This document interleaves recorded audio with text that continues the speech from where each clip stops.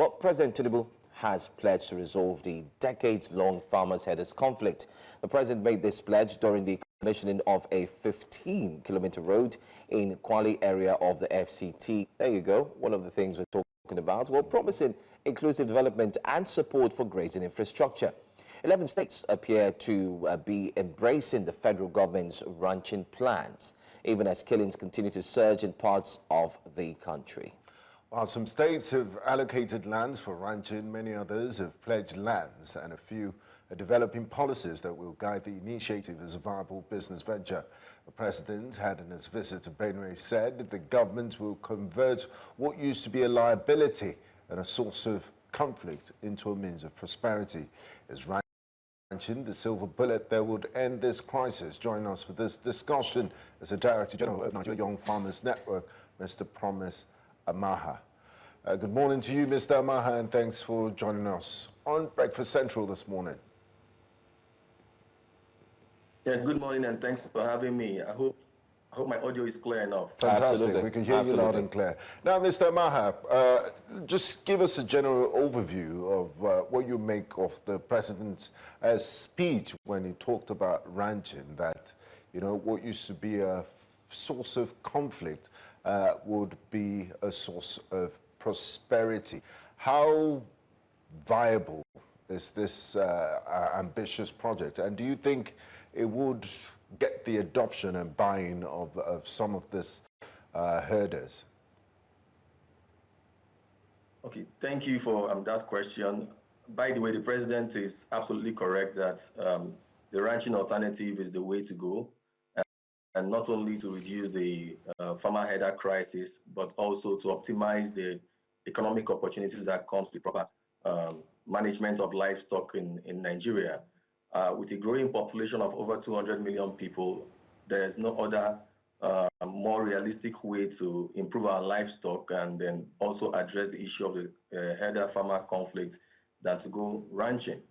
But that said, you know, you must also understand what the real problems are from the field, from you know, the critical stakeholders among the farmers and the herders. And the real issues that no one talks enough about is the lack of public trust and confidence. You know, let me take you a while back, you know, when it started coming to the front burner on this herder crisis. You remember the Ruga settlement issue. And from the Ruga settlement issue, there was massive opposition towards the intent and intentions of the government at the time on Ruga, and it suffered a heavy setback. From Ruga, we went to a more modified approach to Ruga, which was now called the NLTF, the Nigerian Livestock Transmission Plan, NLCP, as a matter of fact. So we must understand the journey towards this government's promotion and adoption or investment on ranching. And so we're going to be able to understand where the president is going to with this recent conversation about ranching. So it's nothing new. The only thing that needs to change is the approach and the strategy. And that's where stakeholders like myself are concerned, because in Nigeria, both farmers and herders have huge deficit of trust in government, you know, confidence in government. Even the stakeholders themselves also have that deficit. So how do you, first of all, bridge that gap of trust and deficit? How do you address those critical issues and you know, align stakeholders to understand that this is well-intentioned, right? This is well-intentioned, and the approach is a lot more different from the regular approach of an opportunity for land grabbing as it is, an opportunity for displacing people from their ancestral lands and other attendant issues. So it's an exciting time to hear the president talk about ranching, but we must not make the same mistakes we made previously in trying to orchestrate the Ruga and the NLTP. Now we have a substantive Ministry for Livestock Development. You know, it's an exciting and a better opportunity to start to align the expectations of stakeholders towards productive engagements. How do we engage them differently? How do we build this trust to let the herders and the farmers understand that this is a win-win situation for everybody? This is going to help you improve your productivity while ranching. This is going to also help you also, you know, there's a mutually beneficial nexus between the farmers and the herders. So those are the areas of concern that I think, beyond the fact that it's a good idea to go back to the ranching conversation, but to change the strategy and consider massive public enlightenment of stakeholders, and maybe also reduce the tone around the ranching. Try to make it a little more ordinary, so that they understand the whole concept of ranching, that it's not such a big word bandied around by government that has mischievous intentions, but basically trying to create an ecosystem for proper livestock management that will enhance mutually beneficial to all stakeholders. Again, before I drop my final points, I want to also state that the approach of having this conversation being dominated by government is a bit troubling, right? And because over time we've had the challenge of improper private sector, inclusion and engagement to drive this agenda.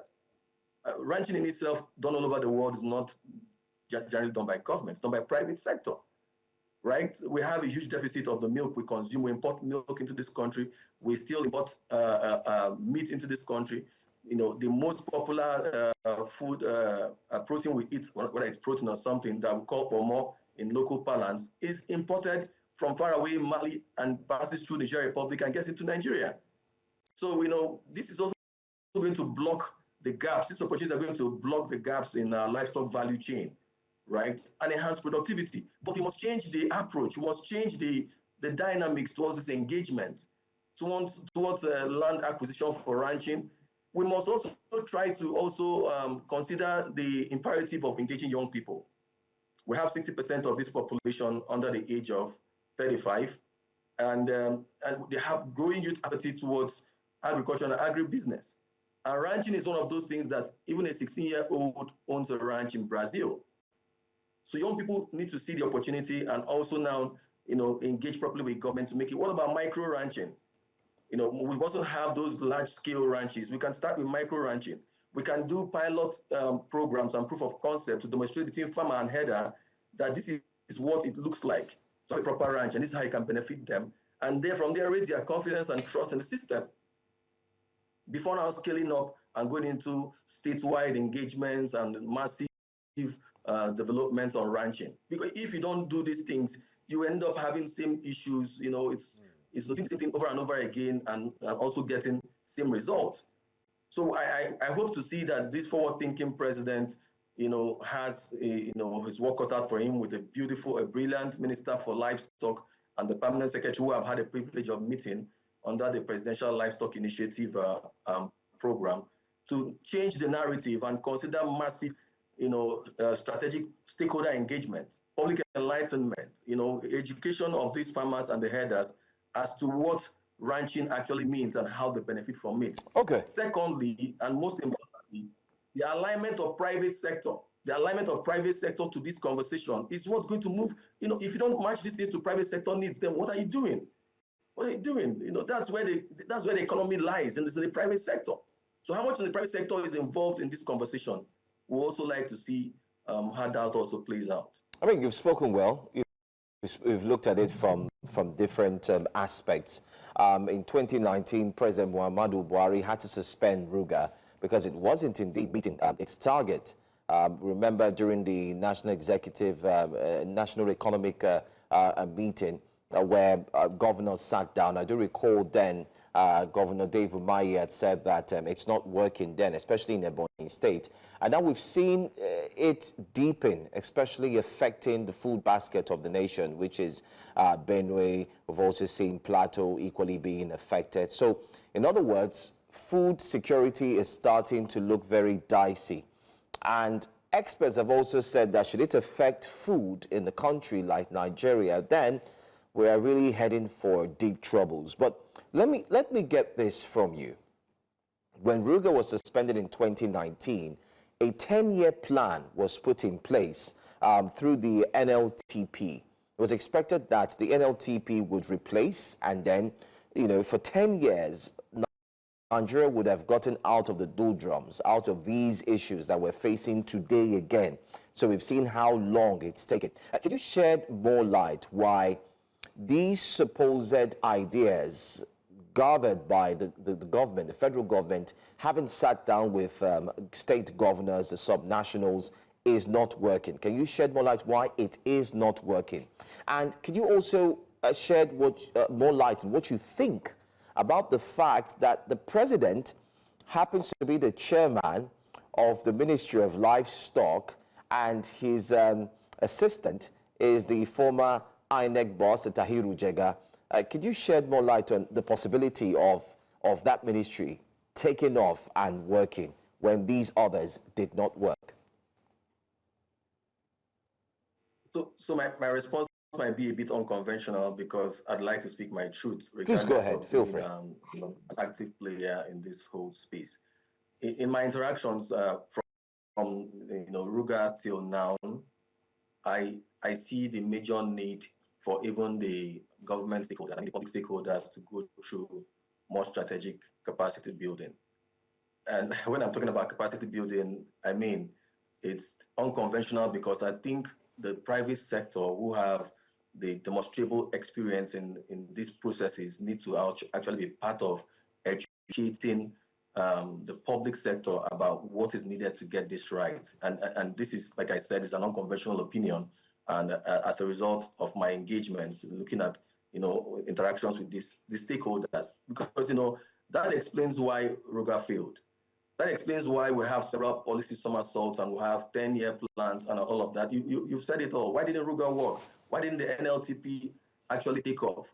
And if care is not taken, if we don't block these gaps and address these capacity deficits among critical stakeholders like the public sector and the government party, then we'll still be headed for the same issues we had and unproductivity we suffered in the build-up to the other ones. Like I said, some of the things I mentioned in this conversation are not things basically they might have been looking at. It's possible they're looking at it, but they need to move real fast in building that public trust and confidence. It's across board, across Nigerian public sector is a major challenge.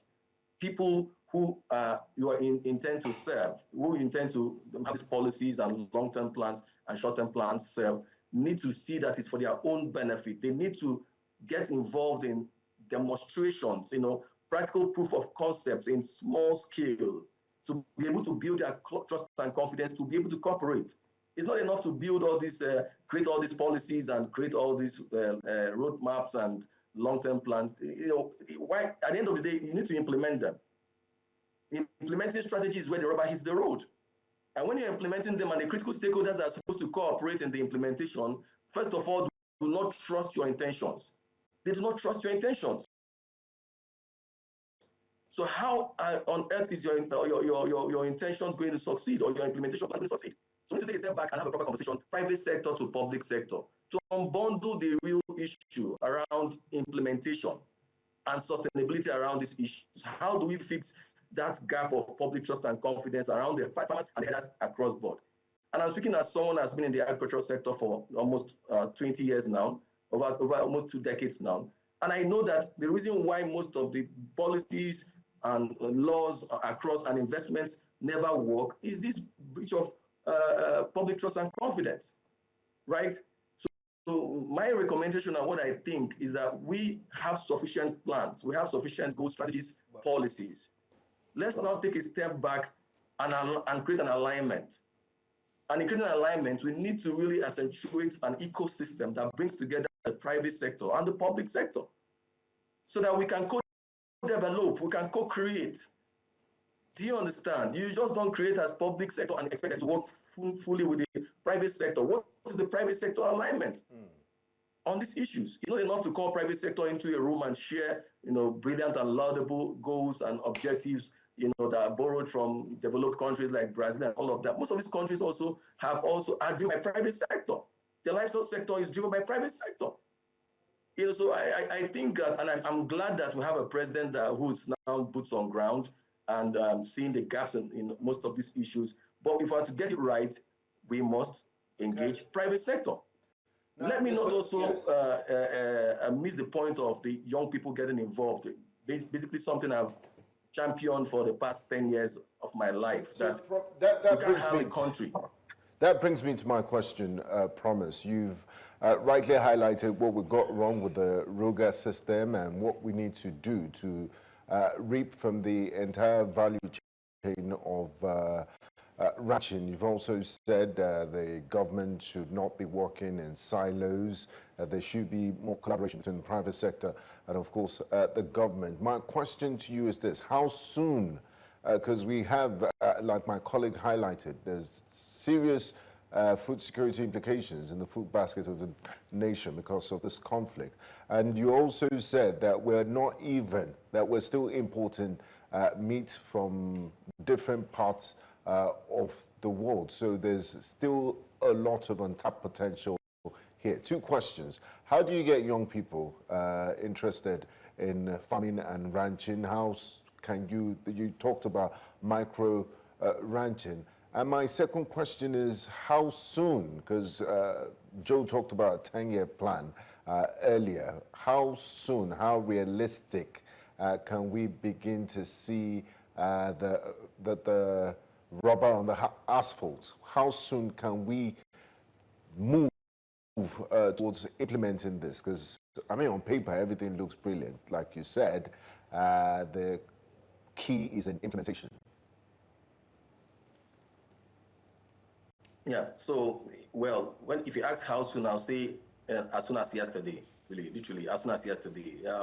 The young people in Nigeria, I'd like for you to also maybe also share the selfie I took with the cattle, some headers, on my Nigeria Young Farmers Network apparel, and you could see how many views that got on social media.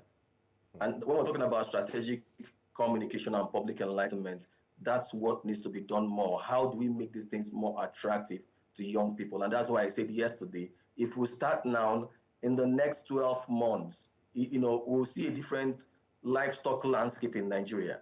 Because, we're living in an age that is driven, with fast-paced technology, and young Nigerians are, on the driving seat of this technology, but not engaging in the real sectors where we need to address issues of food insecurity. Yeah, right there you can see that's me with, some heads of cattle, in a farm far away, Nasarawa State, Kiana precisely, when I went to interact with the stakeholders on young people who are into livestock and cattle rearing. But that's by the way. So back to my point. My point is that if we start now, we'll have a better chance. We'll have a brand new ministry for livestock that is doing so much to ensure that we get it right with their strategies, the NGAS, the several other new policies they put together. Meanwhile, the question you asked me before now, the former INEC chairman did a great job in helping put together the strategy and the work plan and the policy for the new livestock ministry. Beyond the point. So I don't want to get political about these things. If people have capacity that they can bring to bear, regardless of their previous designation or even their present designation, we should be unbiased and open-minded around engaging them to get the results. So it has nothing to do with if being a former INEC chairman and then being the chairman of the Presidential Livestock Reform and all of that. No, it has everything to do with capacity. Does he have the requisite background knowledge to be able to put the livestock plan or strategy in place? If he does, then even if he is the former opposition presidential aspirant, he should be brought on board to share his experience. It is a Nigerian problem. It's not a political problem. It's a Nigerian problem, right? And it's food security, which is what connects all of us. And we're in dire strait, for goodness sake. We're in dire strait. So back to my young farmers advocacy. Yes, if we have a 12-month plan to raise a new breed of young livestock farmers across the country and educate them and excite them with the opportunities in modern livestock and ranching value chain, in the next 12 months, you would see a different livestock and conversation in Nigeria, which starts to implement the conversation and the policies and all that government has put together, the brilliant paperwork that Professor Jaga and his team had all put together. We need that alignment now. The young people love the selfie of seeing me get into the places that they already believe are death traps and taking a selfie with cattle. Calm, cool, amazing and sexy if you like. Most of these optics need to go out more to mobilize. I'm driving an agenda called Rebranding Agriculture in Nigeria. And the way to go about it is through strategic communication. which I'm also inviting the media to be part of, because the hunger spares no one, including you guys, right? So we have to rebrand the livestock sector in Nigeria, have young people to drive it. Let me tell you something. If you go online on TikTok, for example, you see a lot of young Fulani herders on TikTok, showing off their large heads of cattle, showing off everything that they're doing, within the livestock value chain or the cattle value chain. It's a meal. All right. Well, I'm sure we can go on and on and on with this conversation, but I think we've gotten the key pointers here, especially with someone who's got 20 years, 2 decades of experience in agriculture, and you could say that, your thoughts are indeed very interesting. Thank you so much for sharing these thoughts with us here on Breakfast Central. Thank you for your time as well.